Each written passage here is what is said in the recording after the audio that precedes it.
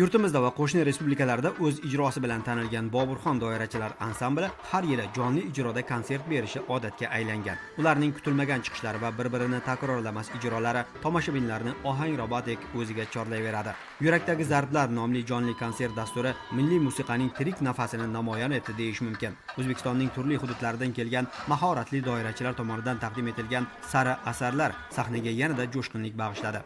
Bu kechaga tojik musiqa san'atining zabardast namoyandalari ham tojik terma usullari ijrosi bilan mehmon bo'lishdi. Bu jarangdor sadolar o'zbek va tojik xalqlarining do'stligi va mushtarak an'anaviy ildizlarini tarannum etdi desak to'g'ri bo'ladi. O'ylaganimizdan ham ziyoda bo'lyapti. Mana ijro dasturimizda 16 tadan ziyod asarlarimiz bor. Unda ustozlarimiz bir dunyo tanigan O'zbekiston Respublikasida xizmat ko'rsatgan artist ustozimiz Abbos Qosimov bilan chiqishlari bor.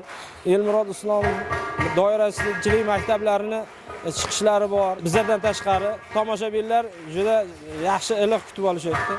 Konsert jarayonida doira ijrochilari maqom yo'nalishida ham o'z mahoratlarini namoyish etishdi. Bir-birini takrorlamaydigan asarlar va jonli musiqiy muloqot xalqaro va davlatlararo madaniy aloqalarni kengaytirishga, sohada xalqaro madaniy tashkilotlar va xayriya jamg'armalari bilan hamkorlikni rivojlantirishga, xorijiy sarmoya va grantlarni jalb etishga ham xizmat qiladi.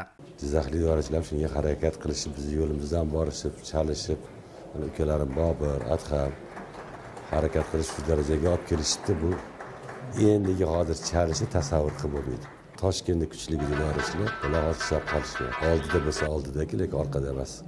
Men bularga faqat omad tilayman. Bu doira chalishsa o'sha bayramlardan, konsertlardan, to'ylardan darak beradi. Yurakdagi zarblar bu oddiy konsert emas, balki musiqa orqali aytilgan do'stlik qasidasi.